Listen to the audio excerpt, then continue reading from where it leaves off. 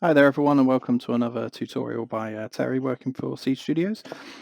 Today I've got a follow-on from the building, cleaning and prepping video I did on plastic models. So if you haven't seen that one, it's worth watching that one first, because I'll sort of recap a few bits, but I will be going into some obviously resin for this one. So I've got a Plague Angel from Creature Cast that I actually won at Adepticon for Best Painted Army a couple of years back now, but this is the first time I've opened it, so this is exactly how it arrives. So let's have a quick little delve in here. So as you can see, only a few little sort of parts of the mold process still sort of left on this model, on some of the bigger pieces. Obviously, when you get Forge World resins and other companies, you will have them on these little gate blocks, and then we can obviously just clean that off, and you've got some of the sort of where the mold wasn't quite flush, so we'll have to clean that up as well. Obviously these are pretty big models, so we've got quite a bit of work to do on this. Let's have a quick look at some of these pieces. Yeah, there is a lovely seam line running all the way. You can hear my finger clipping over that. That's a big line. And then obviously we've got all of these bits up at the top here we'll have to get rid of. So what I'm going to do today is just go through some of the fundamentals of cleaning up resin. A lot of people like to wash the model with soapy hot water, well, warm water first. Don't want to do it too hot because you don't want to misshape the pieces. I like to do it after I've cleaned it, just because when you're handling it, you're going to get your sort of natural oils and grease from your fingers on it anyway, so you may as well do all the cleaning and prep and then wash it one final time at the end instead of washing it before and after. So quite a big oh, no instructions. You'll see that a lot with resin models. Some of the bigger Forge World kits do have instructions. They're not the most helpful, but they do at least sort of show you roughly where the parts go. And this is pretty straightforward: 2 legs, 2 arms, 2 wings, head, weapon. Pretty cool looking head, actually. A bit like the alien from Alien Resurrection. It's an interesting one. Cool. So, does he have a tongue? Oh, it's already in his mouth. Cool. So I'm actually going to paint this model as well as a tutorial. I don't want to do it Nurgle colours. It is a Plague Angel, so it would lend itself well to looking Nurgle, but I want to do something a bit different. So pop in the comments, or we'll see if we can run a poll or a competition or something, just to see if we can get sort of a better colour scheme that's, people might want to see. Something crazy: purples, oranges, turquoise, blue, anything, yellow. But yeah, so let's crack on with the building. So, like with the plastic, resin shatters when you clip it. So if you clip it too close to the model, it's going to shear inside to the model and cause damage. So if I just break it off, clip off these bits here, I should be able to just show you on this piece here. So when you, it's quite a thick piece though, when you cut into resin, it might be a bit too thick to demonstrate it on. It's got a lot of give and take on it. Yeah, so let's break it off a little bit just so you can see. So obviously where I broke that away, you can see the much brighter white where it's broken. Obviously I intentionally broke that piece just to show you, but when you cut resin pieces, they do sort of, the force of you cutting it breaks inside the model. A lot of the time you can cut a bit further away, like I said, with the plastic when you're doing that. So we've left some of it there, and then we can obviously just clean that up with a file or a knife. It's a great sculpt, actually, quite a lot of detail on it. I'm just sort of obviously handling this for the first time and just sort of spotting some bits and pieces on it now. So we're going, just cut that bit away. Again, blade is going away from me. It looks like my finger's close there, but it's actually, there's a good couple of inches between the top of my finger and the blade there. So always cut away, make sure your fingers are out of the way just in case you slip, because you don't want to put a surgical blade into your finger. Having done it in the past, I can tell you that it's not worth the hassle. And one of the most important things about doing resin as well, which I noticed I haven't done yet, is we haven't actually filed anything yet. So these are just larger chunks. Is as soon as we start filing, we'll have to pop on one of these. We just pull it over. So this is a 3M particulate organic filter mask. So I use this for airbrushing and cleaning resin. So when you clean resin, you get a horrible dust everywhere, and it is quite harmful to you. It sits in your lungs and stays there. It's something you don't want to get in your body. So this is a good, I think I only paid about £15-20 for this one some time ago now, and the filters are quite cheap and they do last quite some time, but you want to get one that's organic particulates, so it stops the smallest of particles, so airbrushing dust from paint and resin dust obviously from assembly of resin models. So I'll just pop that to one side for now, but when I actually start filing I will put that on. At the moment I'm just sort of cleaning up a couple of pieces just to sort of see where we're at. Some of the bigger pieces will have sort of, like I said, the where the mold slips, you get these like slivers of resin between the two mold parts. You can just slice those off. Obviously the back of the leg here, again, you'll be able to hear this. There's quite a chunky seal line there where the mold's obviously not quite lined up.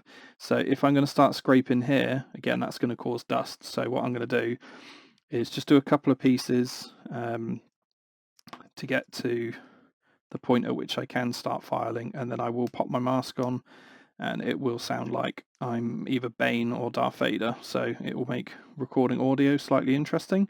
But that's why I want to try and get as much of it done before obviously switching over. But I could just try and have a look and see where these pieces go. There we go.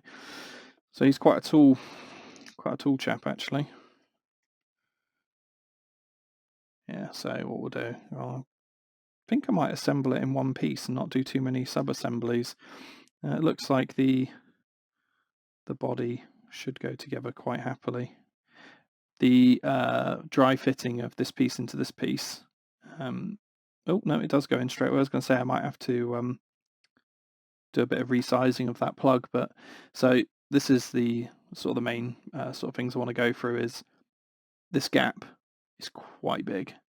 I mean, you can see right into the model there. There's quite a big space. So what I'll do is I'll do some of the cleaning. I'll pop my mask on, and yeah, other than the gap, it's actually quite a nice sculpt, quite a nice fit as well. They've broken it up into pieces quite nicely, and the resin's not very soft, not very squidgy like some resins. So that's quite nice to work with. I think this is going to be quite a good model to build. And does the bait? Oh, it all lines up quite happily. Yeah, I'm going to enjoy. I'm going to enjoy this from someone who's built a lot of resin models. I can tell you a lot of them are not enjoyable, and in some cases, building a resin model actually takes longer than painting it. The Forge World Perforia Night I did for Siege, which you can see on their website and Instagram feed, that took twice as long to build as it did to paint, because it was, I want to say it was about 200 resin pieces in total, and obviously every single piece has to be cleaned and reshaped in some points, and obviously pinned as well. So obviously this will pin these pieces here, and I'll show you how I effectively pin. But what I'll do then is I'll go away, clean up some of these pieces. Obviously you don't want to sit there and watch me sand models, so I'll clean up the bits, and then I'll be back to show you how to pin and gap fill resin. So as you can see, I've cleaned up all the pits off the body and the leg, just to show you sort of the next steps of what I'm going to do. So pinning, want some blue tack and our drill, and then I've also got some wire, which is the correct diameter, which matches my drill bit, just some brass pinning wire. So I start out by, obviously I've double checked, and the dry fit is nice, so I'm happy to go with that. But as you can see, there's quite a lot of wiggle room with the two pieces pushed together. We could probably pin this once, but I'm going to go with a double pin on this. So what I'm going to do is drill into the inside point where the first pin is going to go, and just double checking that that's actually not going to pass completely through. And then we want to see how deep that hole is. A couple of mil, so a little bit more.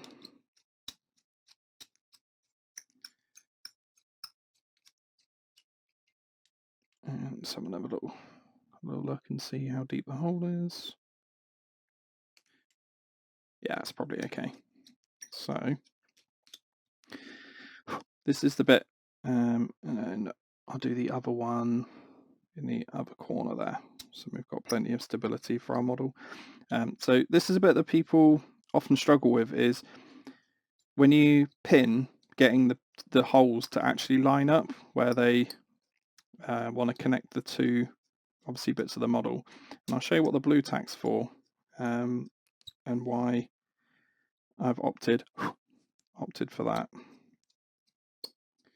So let's just get this hole a little bit deeper. So, quick tip with when you're drilling.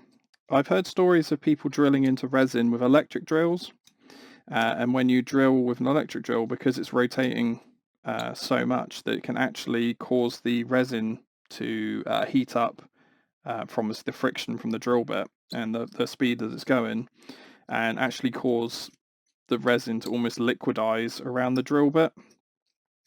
So I've always stuck to using a little pin vise, little hand drill like this little GW one. I myself have not had the opportunity to obviously carve up resin with an electric drill, so I can't really comment on whether that's true or not, but it does sound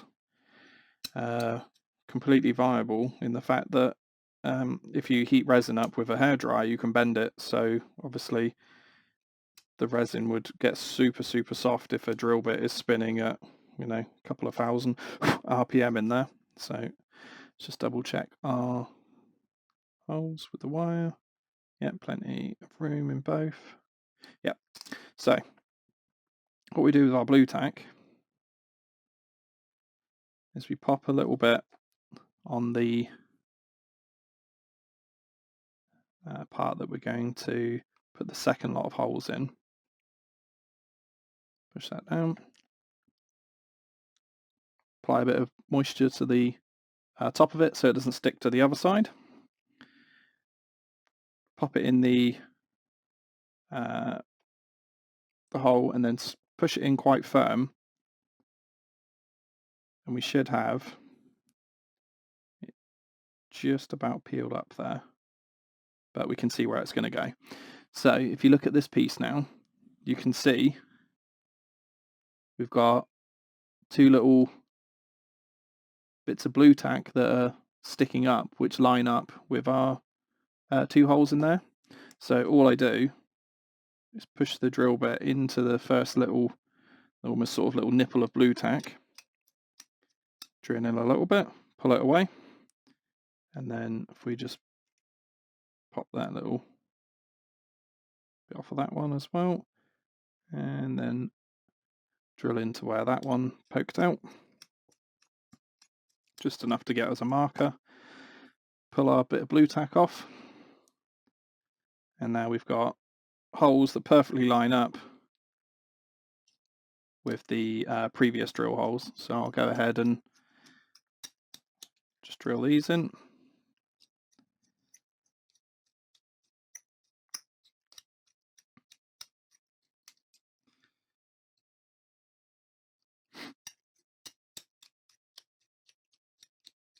And then I can use my fingertip here because it's raised out to actually see the depth of the pinhole. So it's not actually that deep yet. So let's go a little bit more.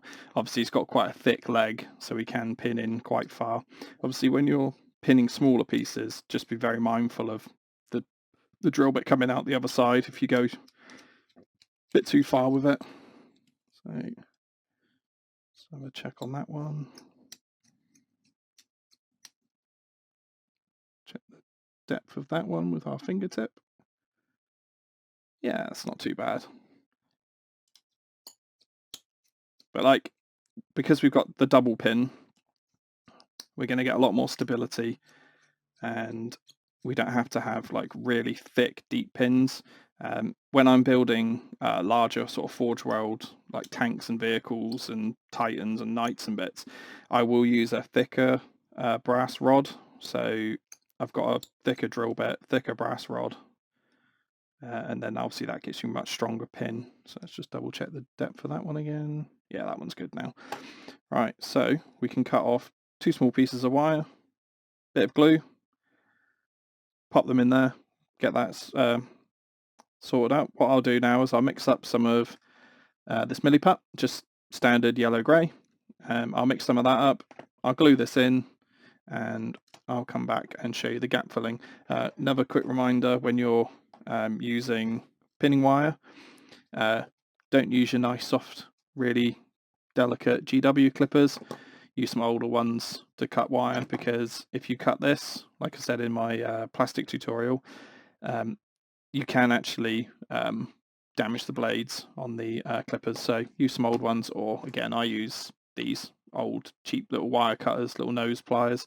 I use these for cutting the wire. So bit of super glue in each, wire in, and then we'll come back with the next part with the milliput mixed as well, ready to go. So you can see here, I pop the pins in, and both sort of decent, sort of 3mm-ish length each. And moment of truth, do they slot into the 2 holes? Yep, there you go. So that now doesn't have as much wiggle as it had before, because obviously the pins are keeping it from, if one pin was in there, it would just freely rotate on the one pin, but the 2 have sort of kept it nice and firm. So what I'll do is I'll flood the 2 pinholes with some, I'll just use some of this old Army Painter super glue. This one's, I've had quite a while, so it's quite thick. It's almost more like a gel. I use this not really for any fine detail on models or anything, but more for just sort of doing bits like this where you want like quite a thick consistency to be able to flood the pilot holes, or the pinholes we've made. And I'll just fill this little well a bit as well. And then just for good measure, I'll pop some on the pins themselves. So there's no reason this should fall apart at all now. Get the cap back on the glue out of the way. And then once again, just reline up the holes. Force it in. Give it quite a bit of pressure. And then I have to leave that to dry for a little bit. Although that's already kind of taken a little bit. So just while it's sort of sitting in, you should really wait for this to completely dry before you do this step with the milliput. But I'll just put a small amount in just so you can see how I go about doing this on here. Very similar to the plastic, obviously. Roll yourself out a little thin little sausage of it. Then we're going to place that over the, sort of loosely over the gap. It's a little bit too much there, so let's just bring that down a little bit. Roll it out a little bit thinner. And place that. Could use tweezers to place this, but it's quite a big gap, so I can get in there with my fingers nicely. And then using our round color shaper, as I showed in the previous video, bit of water on the tip of it just so that the milliput doesn't stick to it. Then we'll start working that into the gap.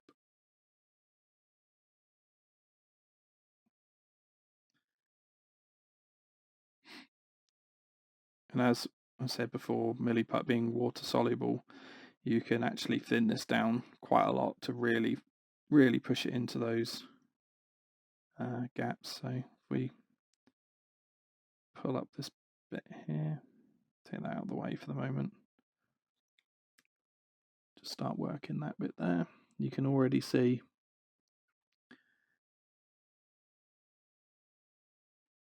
the milliputts already start to fill in this little gap here. Obviously, it's a little bit bright with the milliputt being bright yellow and the resin being a shiny grey. It's kind of hard to see the milliput in there. If I just work it in there a little bit and bring it up to the camera and then get this zoomed in so you'll be able to see. Oh, bit too much.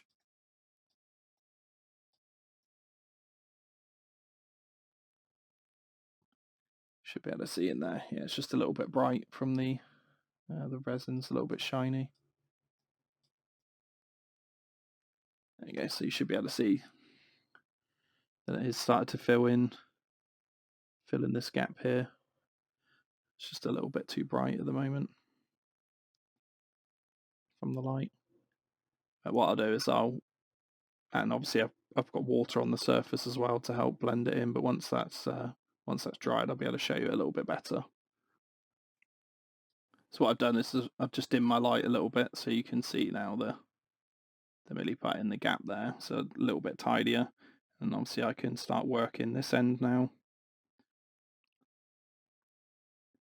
Start filling it out here.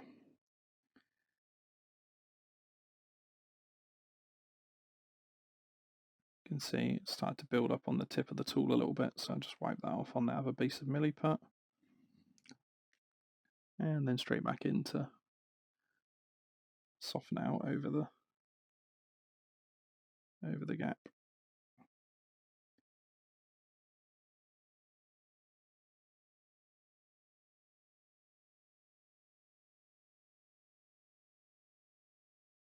Yeah, there you go.